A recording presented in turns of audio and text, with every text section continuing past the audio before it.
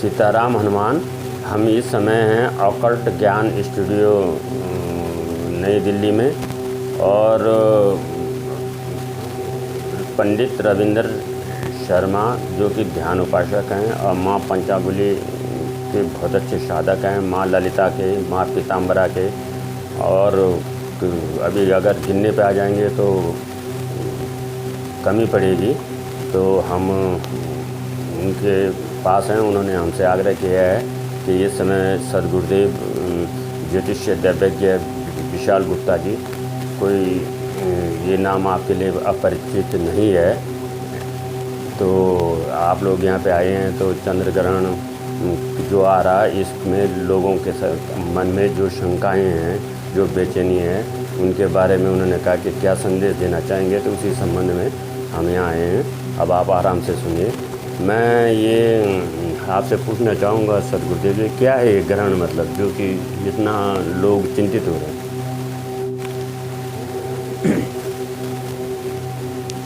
जय माँ ललिताम्बा।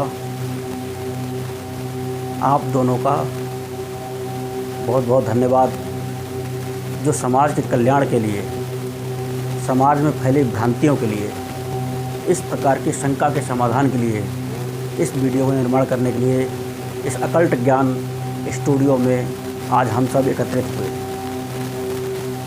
आपको बताएं कि इसके शब्द में ही छिपा है इसका अर्थ।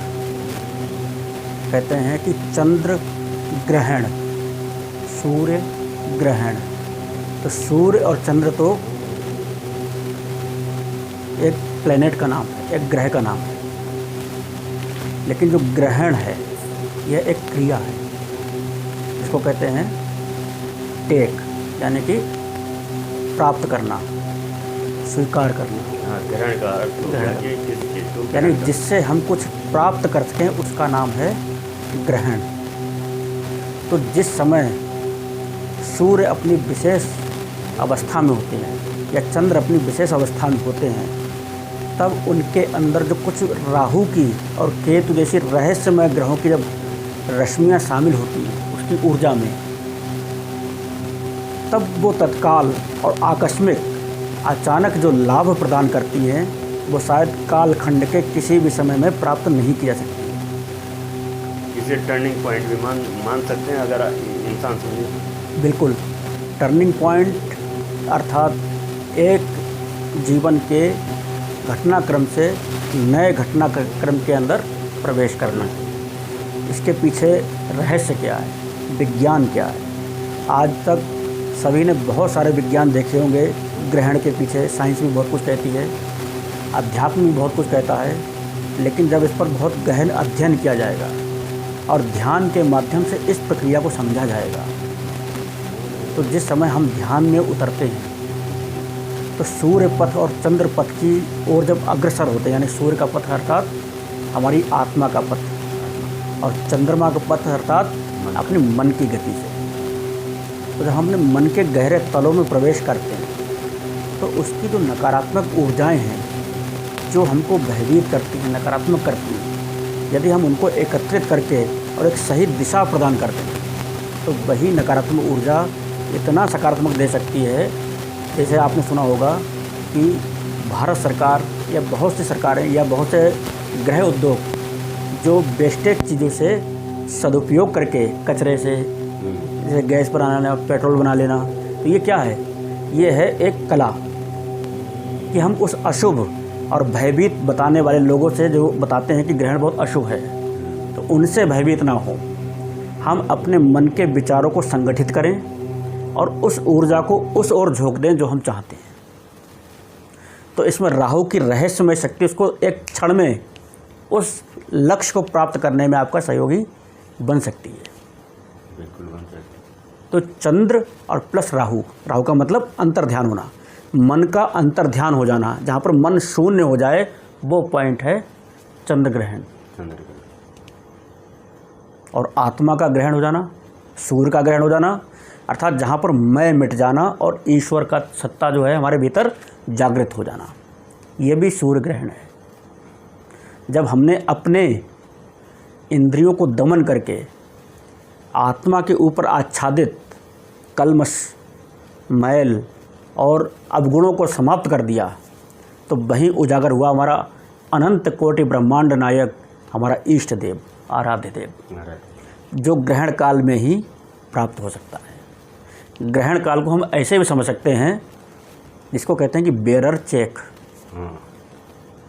यानी आपकी क्षमता क्या है, दिमाग की सोच क्या है, कितना उस समय पर आप अमाउंट उसमें भर सकते हो, जो चाहते हैं वो प्राप्त कराने की क्षमता है उस ग्रहण काल के अंदर। इसमें ये ठीक है कि इसमें हमें रिसीव करना चाहिए। अगर हम रिसीविंग की ओर जाते हैं, बिल्कुल, प्राप्त करने की ओर जाते हैं, तो वो बहुत अच्छी बात है, तभी वो ग्रहण हमारे लिए फलदायी होगा। बिल्कुल, इसमें कहीं कोई घबराने की आवश्यकता नहीं है।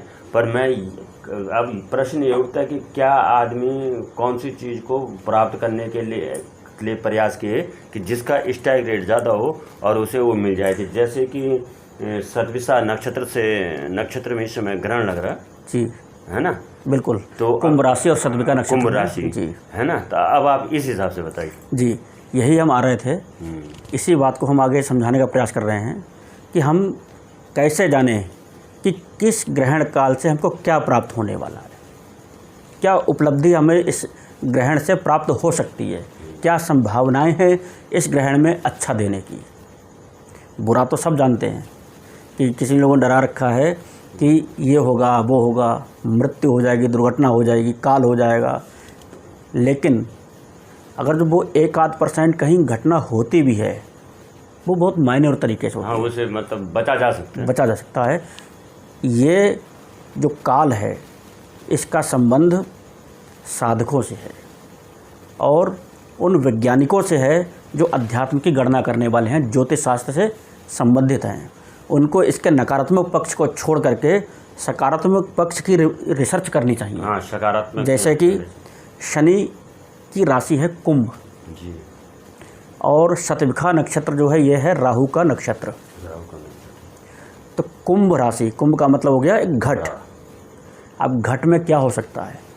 मदिरा भी हो सकती है, घट में अमृत भी हो सकता है, घट में स्वर्ण आभूषण खजाने भी भरे हो सकते हैं, और घट में औषधियाँ भी हो सकती हैं। यानी गुण और अवगुण दोनों से परिपूर्ण हो सकता है वो कलश, वो घट। अब उसमें शतभिखा नक्षत्र आया। शतभिखा का मतलब होता है जिसकी 1000 पंखुड़ियाँ हैं, यानी सहस्त्रहार दल कमल। और राहु को कहा गया है नाग, अर्थात कुंडलिनी शक्ति की जो ऊर्जा है, जो सहस्त्राधार, उसका सहस्त्रधार है, जो हमारी कुंडलिनी का जो स्पाइनल कोड है, जिसको कहते हैं, इस कुंभ का मतलब शनि, कुंभ का मतलब शरीर, और शनि का मतलब हो गया इसमें जो हमारी स्पाइनल कोड है, यानी कि नर्वस सिस्टम। तो यदि ध्यानी इस ग्रहण काल में अपने मूलाधार से कुंडलिनी को उठा करके सहस्त्रार तक ले जाना चाहते हैं, तो ये उनके लिए अचंभित कर देने वाला एक योग है। प्रथम चीज़। दूसरी चीज़ है कि शतभिखा नक्षत्र जो है ये राहु का नक्षत्र है। राहु रहस्यमय विद्याओं का, पराशक्तियों का स्वामी है। तो एक तो अपनी स्वयं की शक्तियों को जागृत करना, ये इस ग्रहण का मुख्य उद्देश्य है, और दूसरा पराशक्तियों को अपने पराक्रम से अपने पास बुलाने का, अपने इष्ट देव को जागृत करने का, प्राप्त करने का बहुत ही उत्तम संयोग बन रहा है इस ग्रहण के अंदर। हम आपकी बात समझ गए गुरुजी। अब इसमें दूसरा मेथड ये होता है कि ये तो हो गई प्रालौकिक बातें जी, जो ध्यान वगैरह, बिल्कुल अध्यात्म के स्तर पर। तो वो इस चीज़ को मतलब करें ग्रहण के दिन 12 बजकर से लेकर 2 बजे तक, 12 बजे दोपहर से लेकर लगभग, हाँ 12-19, 12-15 जो भी है, तो 12 बजे से लेकर दोपहर 12 बजे से लेकर 2:30 बजे रात तक जी। और इसका जो मेन मुख्य समय है वो है 8:30 बजे से लेकर 2:30 बजे जी। ये मिडिल पॉइंट है। हाँ, मिडिल पॉइंट का मतलब मध्यकाल है। और मध्यकाल में भी जो पिन ड्रॉप साइलेंस वाला जो एरिया है वो है 11:41 से 11:42 के आसपास। वो 5 मिनट का समय है, वो बिल्कुल पिन ड्रॉप एकदम जैसे ना, तो कि सुई की नोक के बराबर, बिल्कुल सुई के नोक के, वो पूर्ण ग्रहण कहलाता। और यदि उस समय पर कोई किसी के जीवन में जन्मांग चक्र के अंदर ग्रहण योग बन रहा हो, चंद्र ग्रहण योग बन रहा हो, चंद्र चांडाल योग बन रहा हो, जहाँ पर राहु और चंद्र एक साथ बैठे हों, या फिर राहु सूर्य आमने सामने हो और चंद्रमा राहु के साथ बैठा हो, तो ऐसी अवस्था में ये समय उसके लिए सबसे उत्तम है कि अपने इष्ट देव से प्रार्थना करें कि पूर्व किसी भी जन्म में उसके श्राप के कारण जीवन में उसको यह योग प्राप्त हुआ है, जिस कारण से उसका यह जीवन थोड़ा सा संघर्ष में व्यतीत हो रहा है। तो उसके लिए वे प्रार्थना करें, उस समय ग्रहण काल में पुण्य दान करें। अब पुण्य दान में भी अगर जो देखा जाए तो क्या करना चाहिए, तो सबसे पहले नंबर तो अगर जो आपको जन्मांग चक्र का ज्ञान है या किसी से पता है आपको कि आपका राहु किस राशि में बैठा हुआ है, तो उसी राशि से संबंधित पदार्थों का दान यदि हम करते हैं, जैसे मान लीजिए इस समय ये ग्रहण जो है वो कुंभ राशि में पड़ रहा है, तो कुंभ राशि स्वामी शनि हुए, तो शनि के लिए क्या है, सरसों का तेल, साबुत उड़द, काले तिल, काली मिर्च, ये जो पदार्थ हैं ये क्या हैं, शनि के पदार्थ हैं। काले चने, गुलाब जामुन, जामुन, यानी जो काले नीले रंग के पदार्थ हैं, काले वस्त्र, चमड़े की पदार्थ हैं, काला छाता, जूता, बेल्ट, पर्स आदि, ये सब शनि के पदार्थ माने जाते हैं। तो इन सब पदार्थों का किसी न किसी पदार्थ का जो भी आपकी क्षमता सामर्थ्य हो, उसका पुण्य काल जब ग्रहण पड़ जाए उसके बाद में किसी नदी के तट पर जा कर के या किसी भी समाज में किसी भी गरीब या मजबूर व्यक्ति को दान दे सकते हैं। ये ठीक हो गया गुरुजी। अब हमारा ये कहना है कि ये तो सब जो लौकिक लोग हैं जी, जो नहीं कर पाते हैं, और उन्हें ये जो उनके पास जो टाइम है ये 9 बजे से 2 बजे के बीच जी, खाली इसी पे वो क्या करें, मतलब कि जैसे सपोज कुछ लोग हनुमान चालीसा पढ़ते हैं, कुछ लोग मतलब राम रक्षा स्तोत्र पढ़ते हैं, कुछ लोग खाली मंत्र जप करते हैं। तो देखिए हमने शुरुआत में भी कहा था कि ये काल क्या होता है, ये काल होता है जिसको कहते हैं बेरर चेक, खाली चेक। तो खाली चेक में हम कुछ भी अमाउंट भर सकते हैं। कुछ भी अमाउंट का मतलब है कि हम उस पर ध्यान करेंगे उस समय पर, तो हमारी आंतरिक शक्तियाँ जागृत होंगी, हमारी आंतरिक शक्तियों में वृद्धि होगी। यदि हम उस समय पर मंत्र जाप करेंगे तो मंत्र के जो प्रभाव होंगे, अर्थात मंत्र जो 16 लाख मंत्र जाप करने से सिद्ध हो रहा होगा, वो मात्र केवल इतने समय में जाप करने से सिद्ध हो जाएगा। यानी कि हमारे कार्यकाल को कम कर दिया, उसके प्रभाव को बढ़ा दिया। यदि हम किसी इष्ट की सिद्धि करना चाहते हैं जिसके लिए जन्मों लगते हों, हो सकता है कि वो उसी क्षण प्राप्त हो जाए आपको, चाहे उसमें यक्षिणी साधना कोई करने वाला हो, चाहे योगिनी साधना करने वाला हो, चाहे श्री विद्या की उपासना करने वाला हो, या माँ पीताम्बरा की उपासना, यानी वो किसी भी शक्ति का उपासक हो, हनुमान जी का उपासक हो या फिर भगवान श्री रामचंद्र जी का उपासक हो, तो प्रत्येक देव को प्रकट करने का, उजागर करने का ये काल है ग्रहण का। तो इसका सीधा सा मैसेज ये जाता है कि चूंकि ये कुंभ राशि पे लग रहा है और राहु और शनि इससे गवर्न हो रहे हैं, तो आदमी मतलब आदमी खाली भगवान शिव का कोई एक स्त्रोत पकड़ ले, हाँ, या भगवान शिव का मंत्र पकड़ ले। देखिए अब राहु और शनि का कॉम्बिनेशन है यहाँ पर। हाँ। तो राहु और शनि का कॉम्बिनेशन में अगर जो हम देखें तो भगवान शिव ही एक ऐसे देवता हैं जो शनि अर्थात जिसके गुरुदेव हैं महादेव, और राहु जो कि सर्प रूप में उनके गले में उपस्थित है। इस प्रकार से राहु और शनि दोनों को कंट्रोल करके उन पर राज्य करने वाले देवता जो बताए गए हैं भगवान महादेव बताए गए हैं। अब चूँकि चंद्रमा जब वहाँ बैठा होगा कुंभ राशि में, तभी तो ये कुंभ राशि में ग्रहण पड़ेगा, तो इसका मतलब है ये विषयोग यहाँ पर निर्माण हो रहा है। और साथ में राहु बैठा हुआ, तो इसका मतलब है कि इसी को प्रेत योग भी कहते हैं या श्रापित योग भी कहते हैं। तो इन दोनों योगों के लिए क्या कर रहे हैं, भूत प्रेतों के जो गण हैं, जो स्वामी हैं, वो हैं महादेव। और जो विष योग है इसके लिए भगवान शिव का नीलकंठ स्वरूप ओम नीलकंठेश्वराय नमः, ओम नीलकंठाय नमः, ओम विषधराय नमः, ओम विषहराय नमः, इन मंत्रों से भगवान शिव की आराधना करने से इस योग की शांति भी होगी और आपके जीवन में खुशहाली और अमृत की प्राप्ति भी होगी। इसमें दूसरा पक्ष ये आता है कि ये भी ग्रहण में बात प्रचलित है कि जिन्होंने मतलब सपोज कोई गुरु किसी को मंत्र देता है, वो उसी मंत्र का जप करें।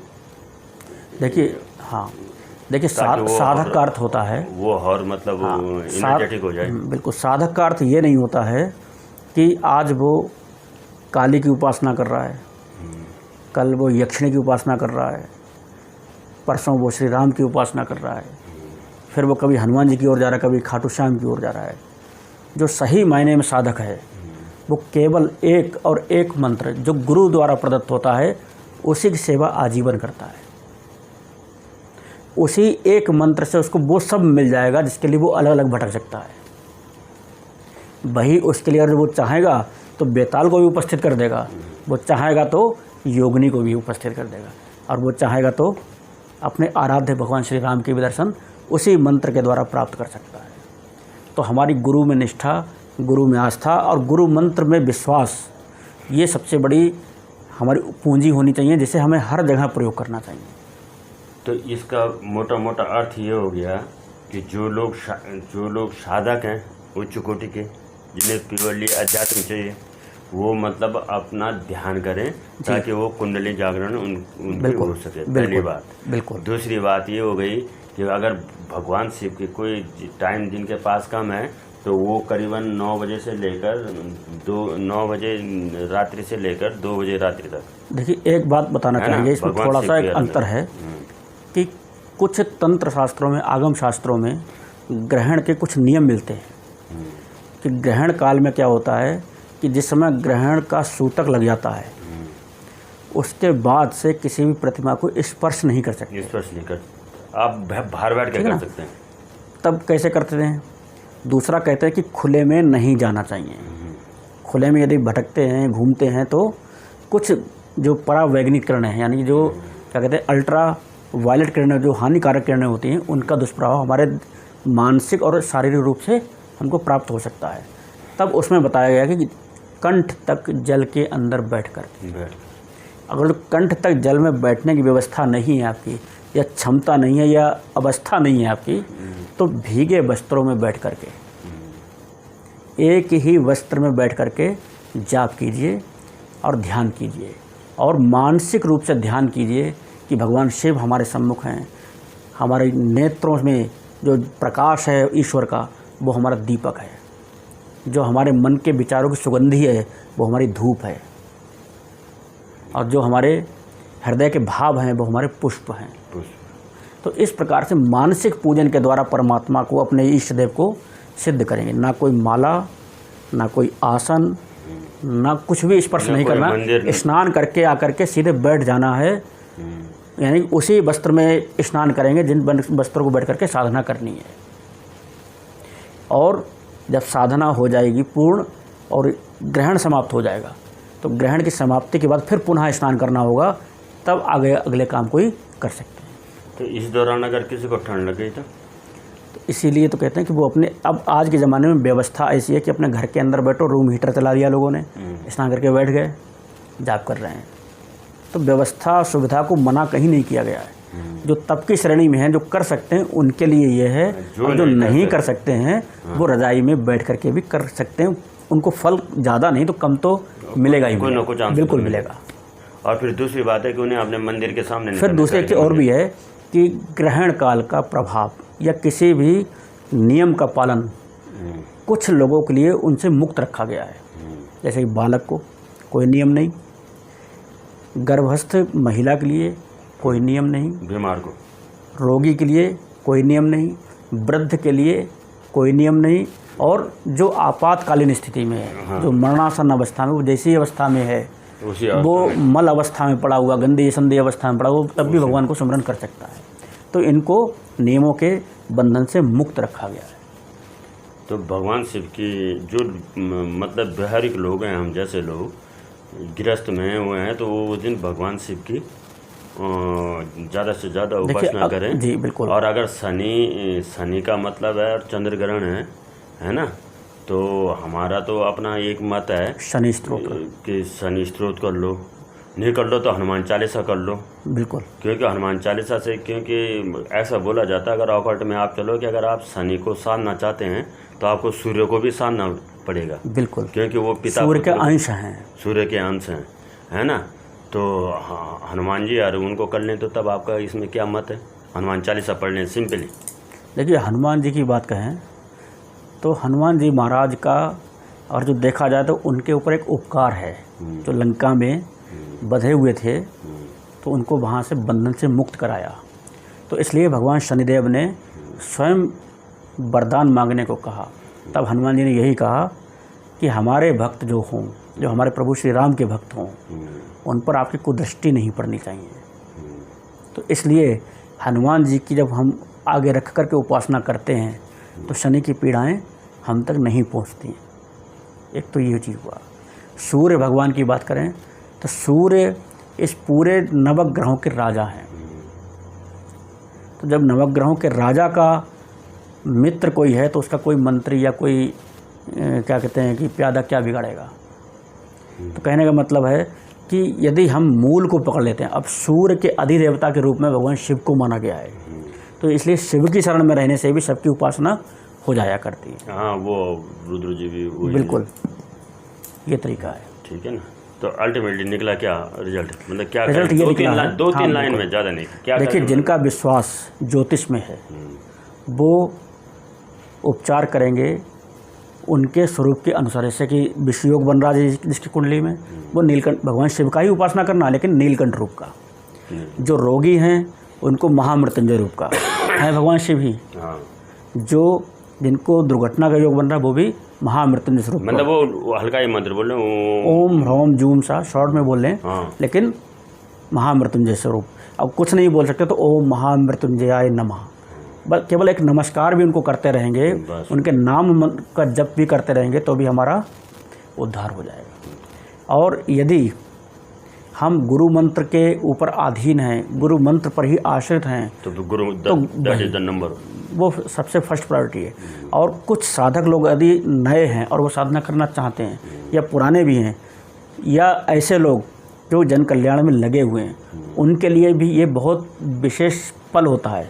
तो उन्हें किसी भी अपने गुरुदेव से या फिर किसी भी योग्य गुरु आचार्य से कोई सावर मंत्र ग्रहण करके और उसका जप कर लेना चाहिए, जो बहुत इजी वे में वैसे ही सिद्ध हो जाता है और ग्रहण काल में उसकी ऊर्जा और अधिक तत्काल प्राप्त हो जाया करती है।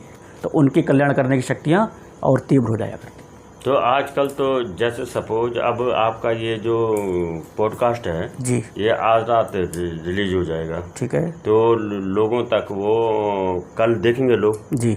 तो जो शावर मंत्र की आपने बात की जी, तो लोग दीक्षित ले नहीं पाएंगे, मतलब दीक्षित नहीं होंगे, तो क्या ऑनलाइन कोई व्यवस्था आपने बनाई है? देखिए, जो व्यक्ति किसी गुरु के पास नहीं पहुंच सकता तो वो भगवान शिव को साक्षी मानकर मन के अंदर आवाहन कर, हे प्रभु, इस मंत्र की ऊर्जा मैं आपके मुख के द्वारा ग्रहण कर रहा हूँ, और उस मंत्र को भगवान शिव को समर्पित करके और उसके बाद उस मंत्र को ग्रहण कर ले।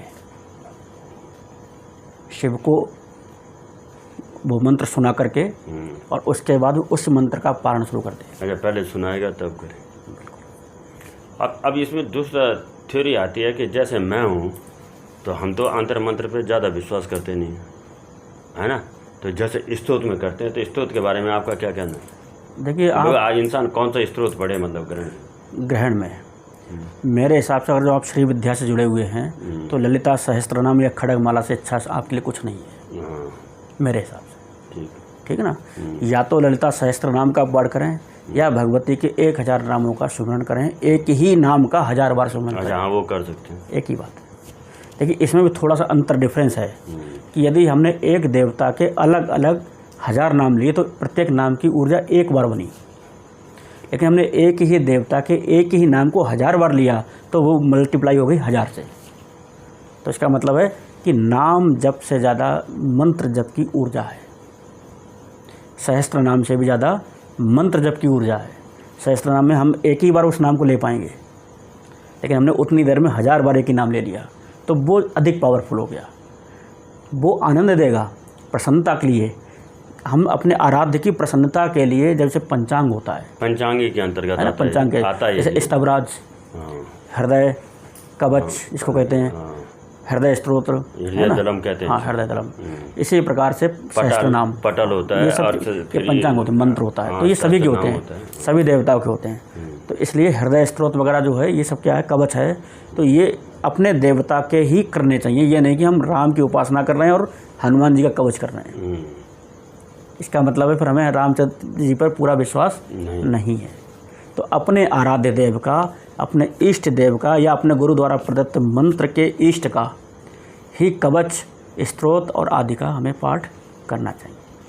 भविष्य में ऐसी कोई योजना आपकी है कि आपके तो हजारों भूतपूर्व भी और वर्तमान भी और आने वाले में कई दीक्षित साधक हैं माँ ललितम्बा के जी, क्या आप उन्हें कोई कवच बना के देने वाले हैं? देखिए, कवच तो हमारा एक ही चीज़ है कि भगवती का सुमिरन पहला, दूसरा गुरु का सुमिरन और तीसरा भगवान शिव की शरण। ये 3 चीज़ों से बढ़कर के कोई कवच नहीं है। हाँ, ये ज़रूर है कि श्री विद्या में यदि कोई साधक है और वो अपने आर्थिक रूप से कमज़ोर हो रहा है, तो ऐसी अवस्था में हम सब सामूहिक रूप से उसके लिए प्रार्थना करें। और यदि सामूहिक रूप से प्रार्थना नहीं कर पा रहे हैं, किसी कारण से कनेक्टेड नहीं हो पा रहे हैं एक दूसरे से अपनी अपनी व्यस्तताओं के कारण, तो यदि वह संपर्क करेगा तो उसके लिए भोजपत्र पर अथवा प्लेन पेपर पर भी श्री यंत्र का निर्माण करके प्रदान किया जा सकता है, जो उसके जीवन को उद्धार करने के लिए सहयोगी। पर उसे आपके पास तो आना ही पड़ेगा ना। ये कौन सी बात हो गई कि वो घर में बैठे कोई समय नहीं है। शादी में जाने के लिए कैसे समय होता है आदमी को? ब्यूटी पार्लर में जाने के लिए कैसे समय होता है? दोस्तों के साथ जो लड़के हैं उनको कैसे पिकनिक मनाने के लिए समय होता है? इसीलिए धर्म ने भी अपने आप को अपडेट किया है। अपग्रेडेशन जो है ये हर जगह चलता है संसार में। जो अपने आप को अपडेट नहीं कर पाए समय के साथ में, यानी समय रहते यदि आपने ये नहीं सोच पाया कि हमें क्या करना है, तो फिर समय बहुत जल्दी सोच लेगा कि आपका क्या करना है, आपका क्या करना है। ठीक है ना। तो इसके लिए हमारे पास जो माध्यम है, व्हाट्सएप का माध्यम है, वीडियो कॉलिंग का माध्यम है, या किसी प्रकार से जैसे जूम मीटिंग से, तो लाइव आकर के भी संकल्पित होकर के भी उस पूजा में सम्मिलित हो सकते हैं, जो हम लोग करते हैं। तो वो ठीक है कि माना बात लाइव हो गया, तब तक कोई गलती हो गई माना बात? किससे गलती हो गई? माना बात जो बैठा है, मैं ही बैठा हूँ, ठीक है, ठीक है, तब तक माना बात सपोज हमारी मिसेज ने दरवाज़ा खटखटा दिया कि चलो मुझे अपना ये ड्रामा बंद करो, मुझे सोने दो। नहीं है किसी के पास इतनी व्यवस्था तक। देखो यदि बच्चों ने कह दिया नहीं, तो उसके लिए मानसिक पूजा में कहीं कोई ऐसी किसी को परेशानी होने वाली नहीं है। इतना तो आपके घर में व्यवस्था होगी कि आप एक कुर्सी पर बैठ सकें। हाँ, कुर्सी पे तो बैठ जाएंगे बाहर, या ज़मीन पर आसन डाल करके बैठ सकें। जमीन तो जहाँ बैठे हैं, आपको जरूरी नहीं कि सारे पदार्थों से ही पूजा करनी है। श्री विद्या जो है ये अद्वैत मत से भी चलती है, केवल द्वैत से भी नहीं चलती है, अद्वैत से भी चलती है। कर्म कांड से ही श्री विद्या नहीं है, श्री विद्या ध्यान से भी है, आपके कुंडलिनी शक्ति से भी है। हाँ, तो ध्यान तो तब होगा ना जब आचरण में नैतिकता होगी ना। मतलब अगर हम किसी का मानसिक पूजन करते हैं तो हमारे आचरण में जब नैतिकता होगी तभी तो फल मिलेगा। देखिए, हाँ, वो देखिए ये चीज़ बहुत महत्वपूर्ण है कि यदि हमारे आचरण में नैतिकता है, आचरण में नैतिकता का मतलब है कि बर्तन का साफ होना। हम उसमें कोई दिव्य चीज़ दे रहे हैं, दूध भर रहे हैं और उसमें पता चला कि बर्तन साफ नहीं है, तो वो दूध खराब हो जाएगा। ऐसा नहीं कि मिलेगा, नहीं मिलेगा, लेकिन आप मैं इंटरप्ट करूँगा आपको भाई। जब तक आप अपना पराया का भेद नहीं मिटाएंगे तब तक आप कुछ ग्रहण कर ही नहीं सकते अगर अध्यात्म में जाएं। बिल्कुल, या किसी की कृपा चाहें तो जहाँ अपना पराया हो गया वहाँ तो फिर कुछ मिलना ही कुछ नहीं। इसीलिए बाबा तुलसीदास जी ने श्री रामचरितमानस में कहा कि सिया राम मैं सब जग जानी, अब करहु प्रणाम जोर जुग पानी। अर्थात कि सारा संसार भगवान का ही स्वरूप है। वसुधैव कुटुम्बकम, पूरा परिवार हमारा संसार ये पूरा परिवार के रूप में है। कहते हैं कि वंदे भवानी शंकरो श्रद्धा विश्वास रूपिणे, है ना। तो ये आप लोग इससे अब लाभ लें, क्योंकि फिर ये तो आशा तो यही करते हैं कि समाज को उसका लाभ मिलेगा। और इसीलिए आज शायद आप इतनी दूर से चल कर के यहाँ आए और हम भी इतनी दूर से चल कर के आए हैं। और ये सब, और जो देखा जाए तो जो तैयारी है हमारे पंडित रविंद्र शर्मा जी की है, जिन्होंने हम लोगों को एकत्रित किया और समाज के लाभ के लिए, इसके लिए उन्होंने इस व्यवस्था को मैं सुचारू निवेदन किया। करना चाहूँगा पंडित रविंद्र शर्मा जी से, आते नहीं है, फेस कैम नहीं करते ये जी। सर मिले हैं कि वो एक संदेश असल में उसका एक कारण भी है हाँ। कि जहाँ पर गुरु लोग बैठे हों तो वहाँ पर शिष्य जो है थोड़ा सा अपने इधर आओ, आप को पीछे समेटने का प्रयास करता अरे है। प्रभु, ना इधर आओ, अरे आइए। इधर आओ, तुम सामने दो, हम ऊपर बैठे। लेकिन गुरु का काम है कि जो अपने से ज़्यादा अपने शिष्य को आगे इधर आओ, बढ़ाए। आप इधर आओ। जैसे दिव्य पुरुषों ने इधर आओ। नहीं प्रभु, अरे इधर आओ, का है शर्मा रहे तुम? आप जैसे दिव्य पुरुषों ने कितना क्या कहते हैं बढ़िया संदेश और ज्ञान दिया है जन कल्याण के लिए। ये और क्या चाहिए, ये फल है, ये प्रसाद है जो मैं वहाँ बैठा ले रहा था, और जो इसको देख रहे हैं उधर वो लेंगे। ये प्रसाद है, जैसे सत्यनारायण भगवान जी का प्रसाद होता है ना, जी। जब तक उसमें भाव नहीं आएगा, श्रद्धा नहीं आएगी, तो वो स्वाद नहीं लगेगा, वो क्या कहते हैं अमृत नहीं बनेगा। तो ऐसे ही जो ये ज्ञान यहाँ से आया है उसे आप सब लोग भी जरूर ग्रहण करें और उसी श्रद्धा भाव से विश्वास से ग्रहण करें। तो देखिए सत्यनारायण भगवान के प्रसाद के रूप में वो आपके जीवन में चमत्कारी रूप से कार्य करेगा, अवश्य करेगा। विश्वास में ही शक्ति है, विश्वास से ऊपर कुछ नहीं, ये खुद ईश्वर कहते हैं। तो जब इतने बड़े बड़े हमारे अर्जुन राम जी जो केदारनाथ से संबंध रखते हैं, जो खुद इतने बड़े ज्ञाता ज्ञानी हैं, जो दूसरों को आगे रखते हैं, अपने आप को पीछे रखते हैं, उनके मुख से इतनी अच्छी बातें आप सुन रहे हैं। और श्री विद्या दस महाविद्याओं के उपासक जिनके एक बार बुलाने से माँ शक्ति स्वयं उपस्थित हो जाती है, जब ऐसे मुख से ये सब चीज़ें प्राप्त हों, ज्ञान प्राप्त हो, तो उसे बटोर लीजिए, छीन लीजिए, झपट लीजिए। यही आपकी पूंजी है, यही पूंजी बनेगी, विश्वास रखिए। जय माँ ललितांबा। सीताराम।